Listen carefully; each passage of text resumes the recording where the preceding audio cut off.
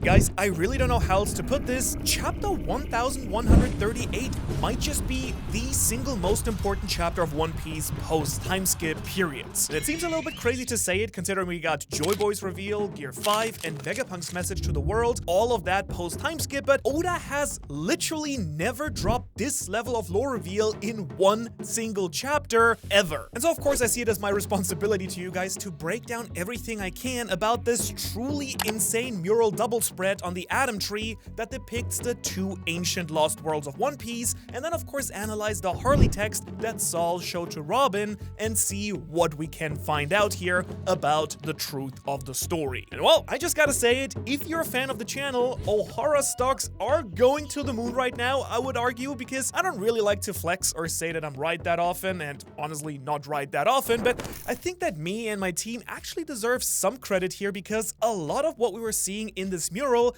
is actually connected to things that I've been dropping videos on for pretty much the last half year. Pluton being a whale? Yeah, that might be in there. 3 other gods and Nika coming from an era long before, battling the Titans on the planet? Yeah, I think that might be here as well. And of course, Bing Sake being the literal tale of the true history of the One Piece world and the endless cycle of sorrow that plagues the One Piece world as well is all but confirmed at this point as well, based on everything that we're seeing here and in the text.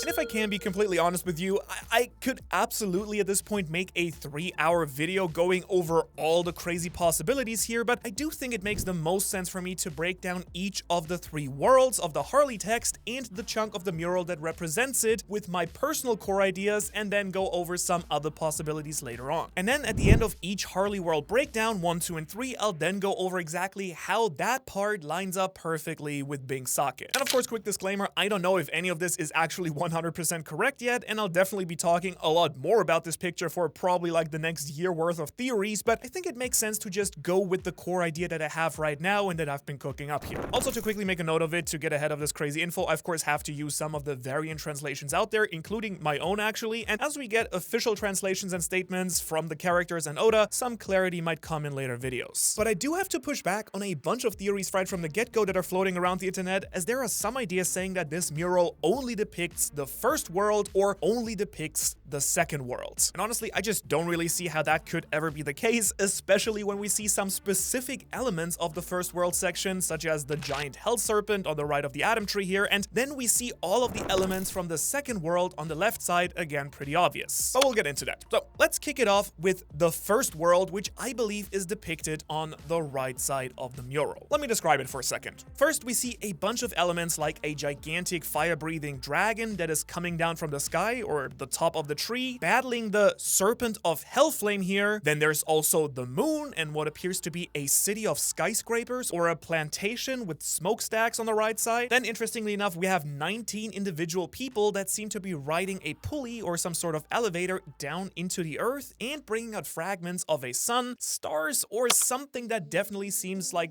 a power source of some kind. We'll dive very deep into this in just a moment. Then we see a king with a very large crown, standing on a very distinctly elephant-shaped object, some oars at their feet, and a giant Arc Maxime, I think, shooting a lightning bolt at them as well. But wait a second, actually that's not quite true, because the lightning bolt does seem to actually be firing at the tree in the middle, as you can see that it actually connects behind the king here into the tree. Then we see some animals, an angel, and what appears to be the Noah falling down or being carried up. Either way, we don't know what direction it's going here. With all of these elements that we've talked about, let's discuss how these images from the right side of the mural tie into the Harley text that Saul and Robin are talking about, and then I'll go over exactly what I think happened here and why. The text says, "The earth burned in endless flame," and I think it's pretty safe to say that the first line is referring to the city on the right and how the earth was an advanced civilization with advanced technology burning on top of an eternal flame of development, industrial strength, and kind of, you know, all that fun stuff. And that first line already would quite nicely explain the conveyor belt and the pulley system as well, and all the gears and power boxes that we see at the bottom of the page as well. The text goes on to say, "Mankind, overtaken by desire, touched upon the forbidden Sun. Now this again pretty simple if you ask me, as I think it's pretty safe to say that based on Vegapunk's message, it does seem like the idea of Icarus flying too close to the sun is something that Oda wants us to apply to the Harley text as well. In case you're not familiar with the Greek myth, the idea is that a person overtaken by greed bit off more than they could chew and tried to harness the power of the forbidden sun for themselves. Again, probably to boost their own technological power and gain more control. Now what's really interesting to me right out the gate here is that it does seem like the forbidden flame is actually below the world itself, as the slaves here seem to go down into the core without a star spark and then come back up with one. They do seem to offer or show it to their king and then put it into the,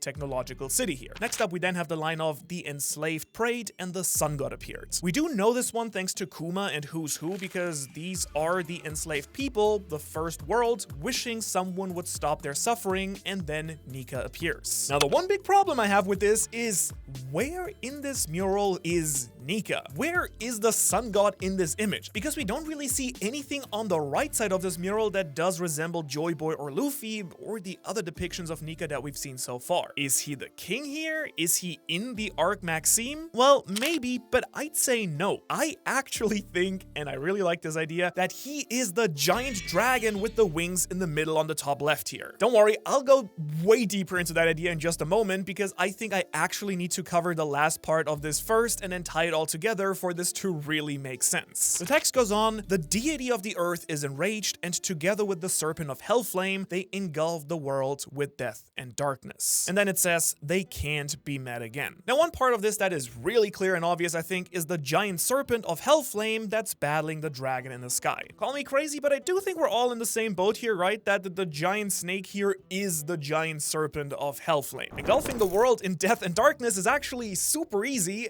barely an inconvenience if the god of earth and this serpent slayed Nika, and this would cause death and destruction all around, but would also engulf the world in quite literal darkness. Remember, that would mean that the sun itself would be defeated, and I do think that that's the context of this very line here. Bringing the night where Luffy will bring the dawn. And don't worry, like many of you, at first I assumed that these three massive creatures across the full mural must be the gods, but here it actually clearly states that the serpent is a separate entity that teamed up with one of the gods, which means that they must be completely different beings altogether. And this leads me to fully settle on the idea of Nika being the dragon in the middle of the mural on the top here. Now, of course, as for what happened to the serpent of Hellflame and Nika after this battle, well, big shocker, I also think that the giant world snake from hell probably was at some point buried, enclosed, or petrified, and thus became the red line. And this actually lines up quite nicely with something that we saw all the way back in chapter 129. So honestly, is it not just insanely cool to see how all this stuff being foreshadowed that early in the series is now coming back to make a lot of sense? Because the idea is that the red line is the blood-soaked serpent that Dory and Bragi mentioned here as the only thing that could survive the Hakoku sovereignty attack that they perform here. And of course, the hell serpent being the red line would line up pretty nicely with the Nordic tale of the Jormungandr, the world serpent that surrounds the world, and it would explain why Imu, the person who might have summoned it, eventually put his own kingdom on top of its body, paying tribute to its battle. And then honestly, I think Imu probably took Uranus and held onto it until eventually he could tap back into the great power of the Forbidden Sun himself at some point in the future. So with all of that broken down initially, we are now left with a few key elements to explain here. Who is the god of the earth? What's the deal with the lightning bolt shooting Arc Maxime? And what is going on with this Zunisha shaped figure and the Noah? Well, allow me to tell you my version of the tale of the first world as I see it, and then you might understand a little bit better. Here's what I think. Imu, the god king of earth, rules over the world. It's an ancient world where titanic beasts exist, such as the Hellflame red blood serpents. And on this planet, Imu rules over a massive civilization with industry and skyscrapers and has enslaved the people of the entire world, but this power and status is not enough for him somehow. They exist on an advanced planet created by the ancient Lunarians, a group of angelic gods broad beings that, with their advanced technology, retrofitted their own solar system star into a giant Dyson sphere, which is a super advanced machine or planet structure that surrounds a star, harvesting all the power from it. I think that they used the ancient weapons to cover the world in water and land, and the Great Blue Sea cools the star this way. Then, as a result, titanic beasts grew and society started flourishing on a world with truly rich resources and limitless energy. And Emu, the new king of this planet, wants to do the unthinkable by having his slaves steal the power from the Forbidden Sun itself, which is the core of their sphere. And yes, this might sound crazy, but remember a bunch of you guys also said that when I pitched the idea of two ancient previous wars that flooded the world twice, so let me explain here for a second. We do know that there were giant ancient creatures like Zunisha, the skull on Onigashima, the beasts in the Florian Triangle maybe, and this has always kind of rubbed me the completely wrong way. But of course, it would make a lot of sense, I think, if the planet itself was actually unnatural, artificial, and mutation is actually what caused these creatures to grow to such a massive size. Just a little food for thought here in case Oda is making a message similar to Godzilla about the dangers of atomic bombs and nuclear power. But as for why I think that it's a Dyson sphere specifically, well, to be honest, I've always kind of felt like there were a bunch of really odd things that pointed this way. I actually recently talked about this very idea with Joy Girl on my new podcast Drink Sake, and it's been an idea that I've been struggling to write into a theory for a while now because we needed just a little bit more evidence for this, and oh boy,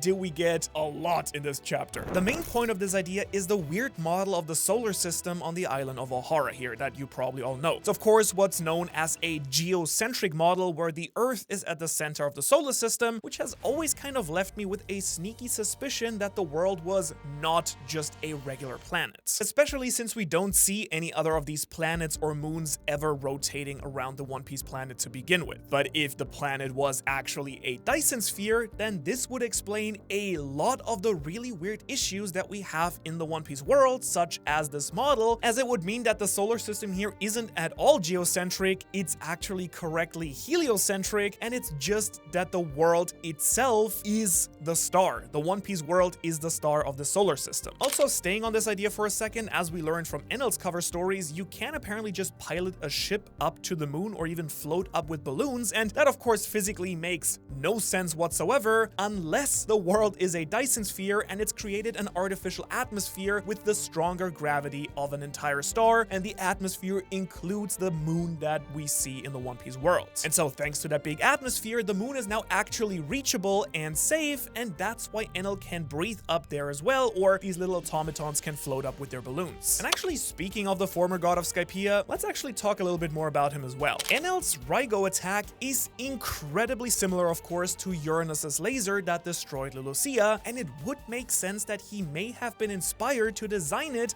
based on some of the ruins from his hometown Burka, one of the Sky Islands. And if you're saying right now, so what? This is actually a key point, as we found out from his cover story that the moon civilization is actually also called Burka. And this means that Enel is a direct descendant of the Sky races who came initially from the moon, but just not the Lunarians. And this part is a little bit confusing, but you can just see it in the fact that one has flames and black wings, and everyone else from the murals in the Moon City Burka doesn't have any of these features. Okay, but let's get back to the chapter here.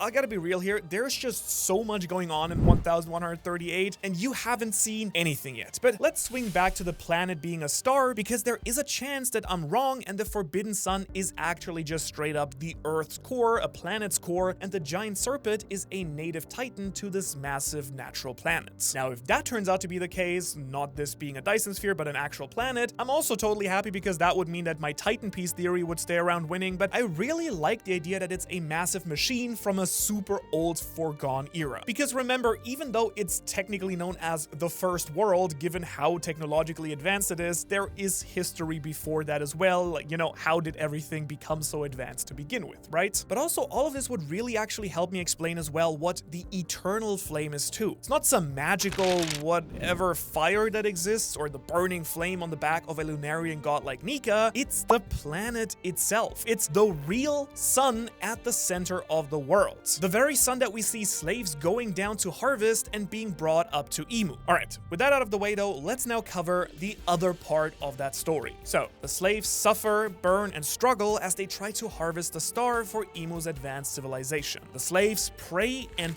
and from their prayers, an angel descends, which is the leader of the Lunarians, an overseer of the sun god Nika. He of course cannot allow this to happen, as he knows that man is inherently greedy, and thus he brings down his own ship, Uranus, which is the original Arc Maxime. And this is how he plans to deal with Imu. However, at the same time, a great creature from the planet is alerted to Nika's foreign presence as well. We're talking about the Hellflame Serpent, who protects the core, awakens, and then attempts to battle Nika alongside the God King of Earth, Imu. As a result, the Earth God and the Red Serpent battle and defeat Nika, who attempts to at least take down the civilization. Okay, but if this is true, who would have alerted Nika, and who helped the slaves, the animals, and the angel race on the planet survive to begin with? Well, I think it might have been none other than the titanic creature Zunisha. And this beast is then commanded to walk the world by the God King as the arc of humanity slowly sinks into the rising ocean, and Zunisha wanders as the sea rises, forced into exile by the human king, Imu. Now, quick side note, I will absolutely concede at this point that the Zunisha part is a little bit of a stretch. However, I do think it's the best place that they would fit into everything here if that's actually Zunisha here. And I also believe that it does make some sense, considering that we do know that he did originally do something really bad to be punished and roam the world after. And so with that idea up in the air, what if the Noah was actually used to carry the animals onto Zunisha's back, as he knew or saw Nika and the Serpent's battle was gonna flood the entire world? Eventually then, all of these animals that we see here then evolved into the Minks, and they gained some crazy powers from that very battle that took place there. Honestly, I don't really know if this makes sense, and it's kind of the part of this theory I'm personally not too set on at all just yet, but I think the elements are at least all there and don't conflict with anything we've talked about so far, so take it with a grain of salt, but I think it could make sense. But back to the story now, because it's crazy. I think it's pretty awesome, and I literally have been analyzing this mural for 12 or so hours a day for the past few days, so to me, the depiction of Nika as a giant dragon from the moon does make a lot of sense. Number one, dragons are the absolute pinnacle of power in the One Piece world. They're often gods in various mythologies and even in biblical texts. And it also seems like the Earth God and the Serpent of Hellflame are supposed to be working together based on what's said in Harley, so I don't really think that the dragon here could be the Earth God, because at least to me it seems very clearly to be the case that the two are battling, like the dragon battling the serpent, not them teaming up. But I will admit that I guess theoretically they could together be trying to destroy the Arc Maxime, and I really hope that is not the case, because man, will it make things so much harder to interpret if that were to be true. But that now leaves me with one solid answer, at least for now, which is that the Earth God is Imu. And in that case,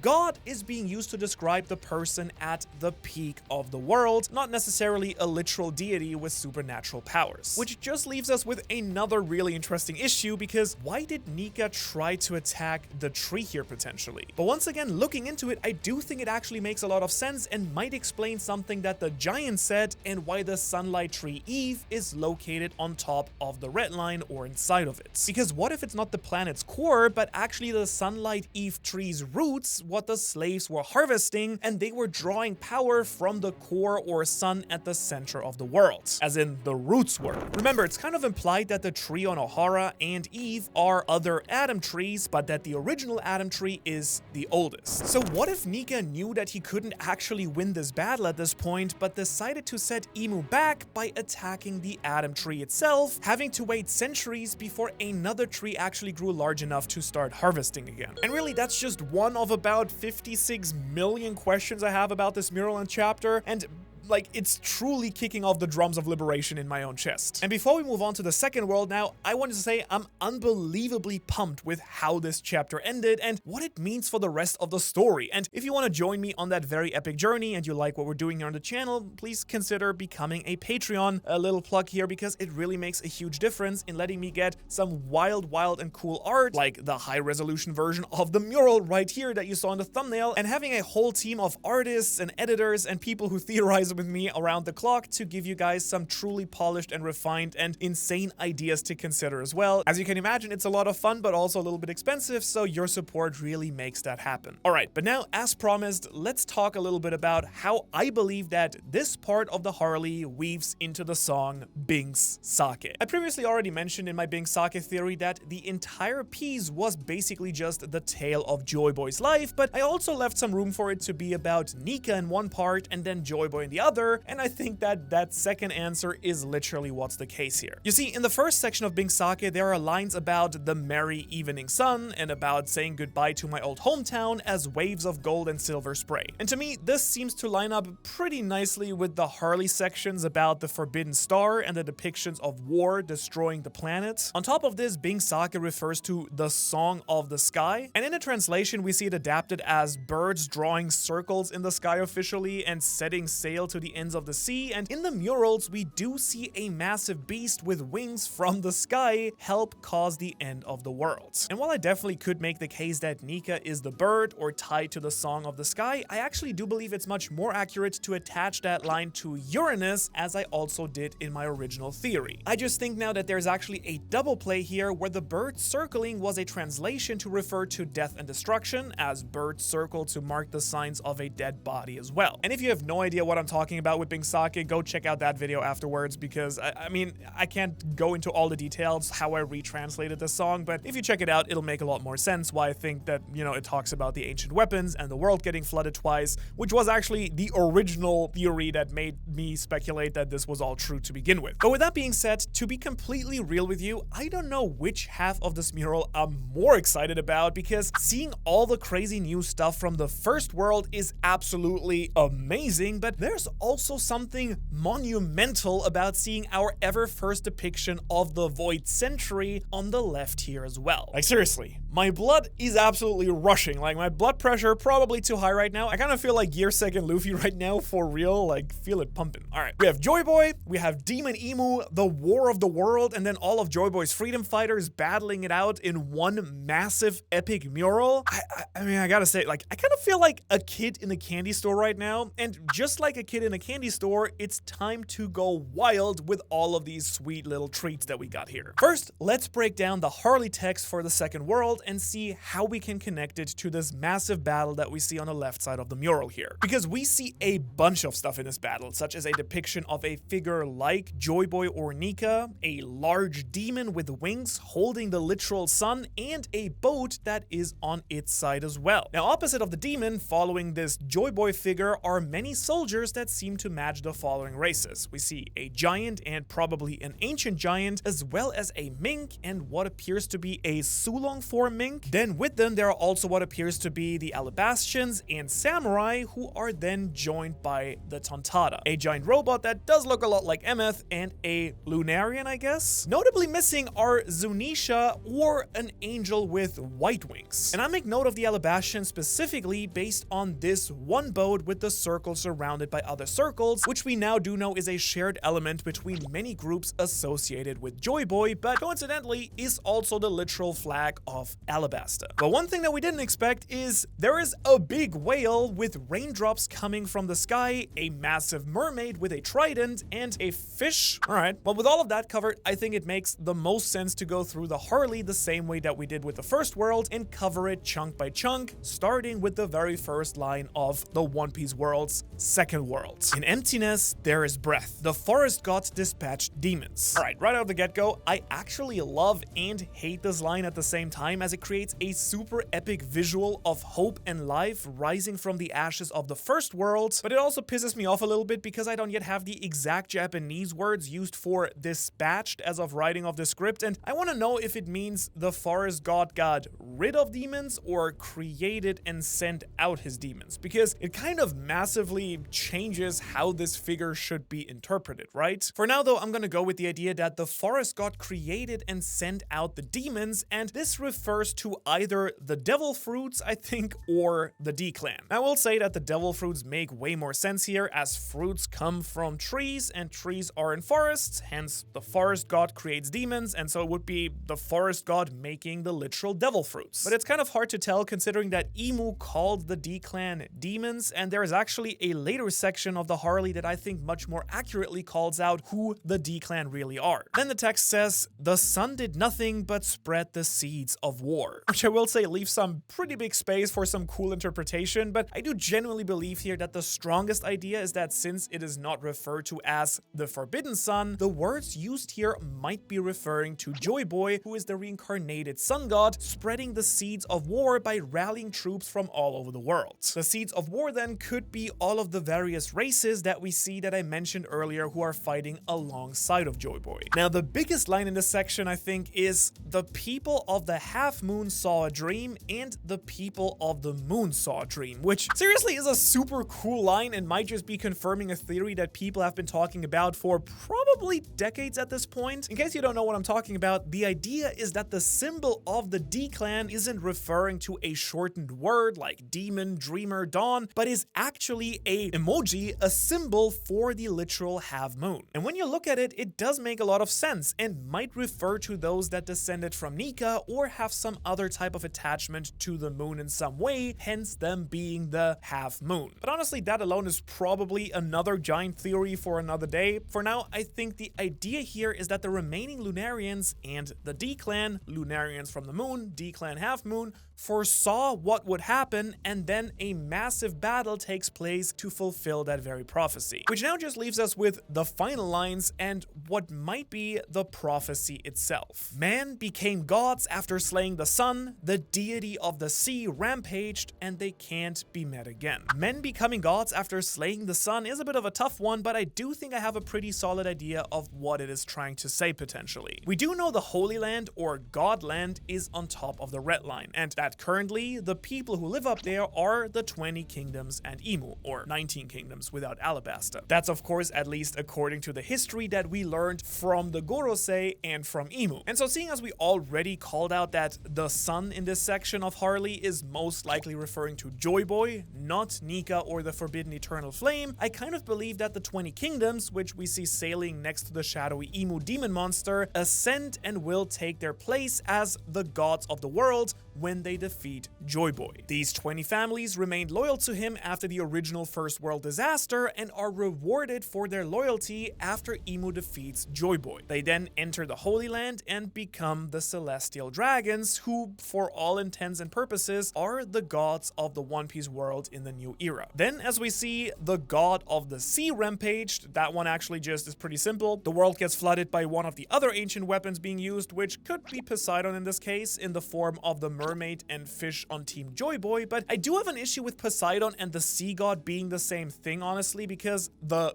gods in the Harley are currently completely stumping me, I gotta say, because sometimes it may refer to ancient weapons, and sometimes it seems to be things that clearly aren't the ancient weapons, I think. So I kind of have to leave it up in the air right now as a hard maybe on it actually being Poseidon, and I'm leaning away from that and towards the idea that Lily, who is set up to be a somewhat of a foil to Emu, might be the actual sea goddess who used an ancient weapon like Poseidon or Pluton to sink the world once again. Now, this is actually the point where I also want to talk about how the rain god could be Pluton, and we do see a whale surrounded by rain, weirdly enough, in the top of this mural. And really, I have a whole video on that idea specifically, so if you want to know more about why I think that this is the case, you can check that out after as well. But right now, we don't see any specific ship that could resemble a giant deadly battleship, but we do see a big old whale with a lot of rain, and that seems like our best bet right now at Pluton from the side of the mural as far as I see it. Alright, but with these ideas and breakdowns out of the way now, let me run you through my version of the story based on everything that I'm seeing here. From the darkness, there's chaos. Emu survived the last war, the first world, and realized just how weak they actually were. They realized they need way more power and need to become the strongest person, no, not person, being alive. And to do this,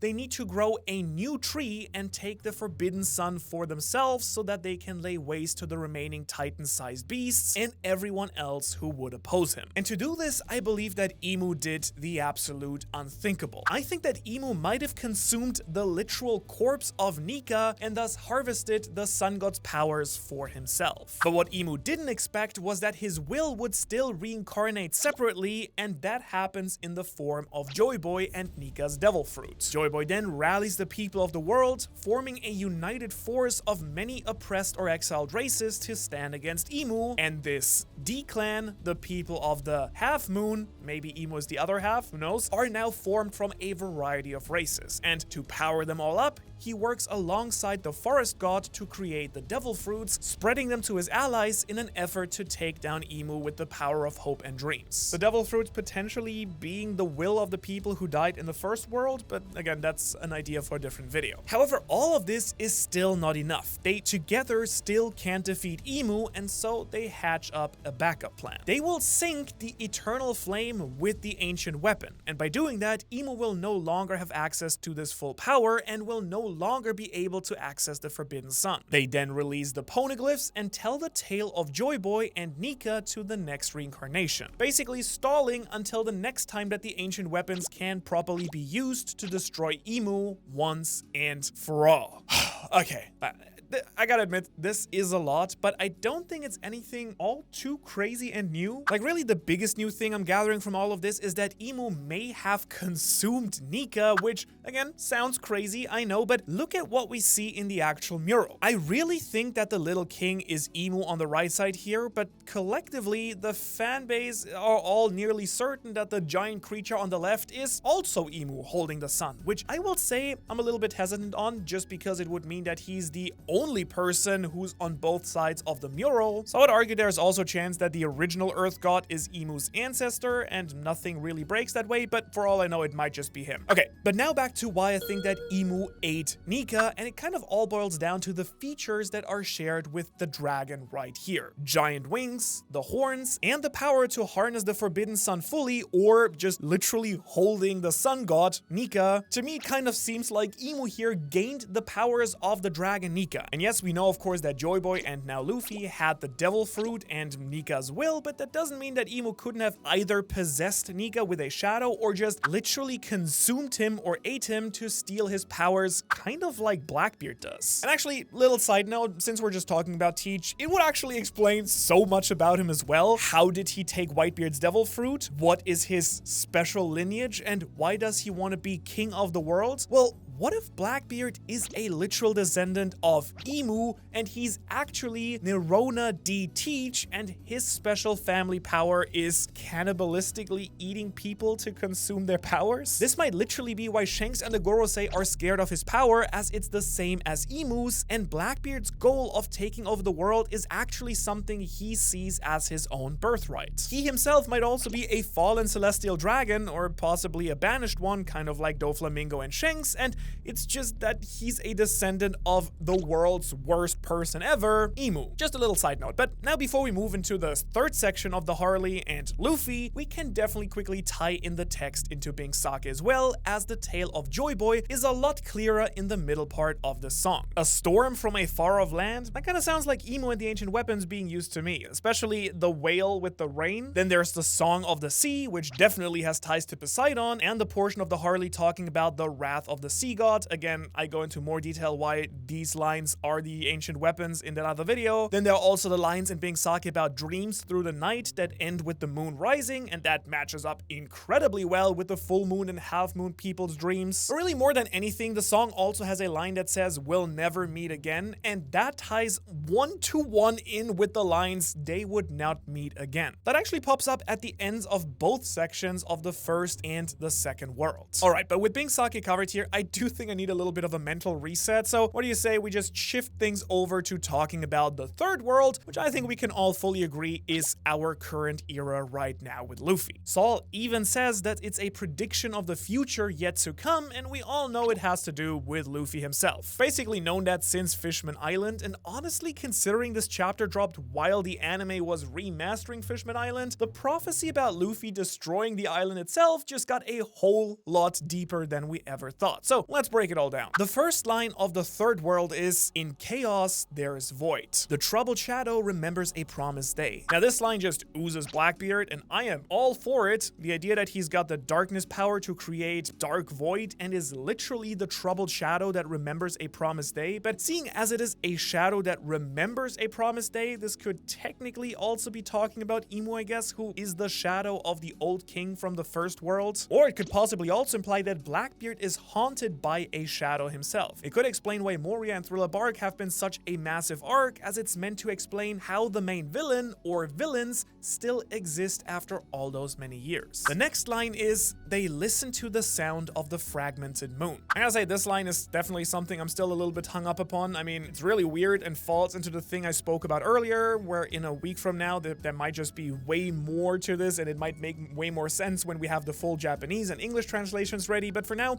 I'm kind of interpreting the moon as the D-Clan, and that the sound of the fragmented moon is referring to the words written by them. That could mean that the poneglyphs are the sound of the fragmented moon, the message split into several chunks and pieces, fragments if you will, and then spread around the entire world. And the word sound might just literally refer to the fact that people with the voice of all things can actually hear the poneglyphs. And this interpretation would flow in pretty nicely into the next line, where it says, "The sun god dances and laughs, leading the world to its end." Now when Luffy hears this message, and my guess is that he'll eventually hit the iconic "and he just laughed" pose that Roger did when he saw Laugh Tale, this will be the moment that Rayleigh's words about making a different choice or coming to a different conclusion will finally come into play, and Luffy will lead the world into Ragnarok, which might be the actual end of the world, having to destroy it. This definitely explains why Loki, who thinks he's the sun god, wants to destroy the world, because he's just a big history buff and saw that the ancient giant who looks just like him in the mural. But also, if he's Joy Boy, he knows he has to destroy the world himself. And also, before we move on, I also want to show you this cool thing that I saw floating around online, because Ragnarok is one of Kaido's attacks, and I should have caught this sooner, but look at what he says before he launches that move. Kaido literally says, "Conqueror of three worlds, Ragnarok," and we just got a whole lore drop about 3 literal worlds of One Piece. I personally think, guys, that all of the Rock's pirates might know way more about the true history than we all originally thought, just saying here, or it has to do with his specific dream of becoming Joy Boy himself and destroying the world that way, knowing about it, and that's just as cool. Could also just be both. Anyhow, back to the Harley text here. It next says, "The sun will return, and so comes a new morning. They will meet again." And I do love when these things are fairly nice and simple, because the deep lore is great, but a clear line really helps me out a little bit, because I think it's pretty obvious that this section is referring to Nika returning in the form of Luffy, and him bringing the new dawn in the form of the sun, as well as bringing the world back to an age of prosperity and unity. And it might actually mean that the One Piece is the sun at the center of the planet that gets cracked open again with some crazy big Luffy punch. And I'll even go out on a limb here and say that the punch is going to be named the Red Garuda, based on the mythological Indian solar bird. And I'm gonna have to make a whole different theory video about that one, because it's also full of giant serpents and elephants and some very interesting, like, close ties to the One Piece story and themes going on there. But ultimately, I think that this chapter is really going to make the entire world way bigger than anything else, and I'm just unbelievably excited to see what you think, and to keep analyzing and changing this theory as more information comes along. And I think we're really close to having a really good idea what really is going on in the One Piece world. Let's just say it's definitely a boost that One Piece needed right now. And speaking of boosts, if you think you need a boost of uncovering the secrets of the ancient One Piece world, check out this video below me, because it unravels my original model of the 4 ages of One Piece, and a ton of it just got confirmed. So I think with all of the information we broke down here and then watching this, I think your head is gonna start working as well. Let me know where you think I was right and where I was wrong. If you want to support me on Patreon, shout out to everyone here on the site, and I will see you in the next one. Hopefully it's just as awesome as this.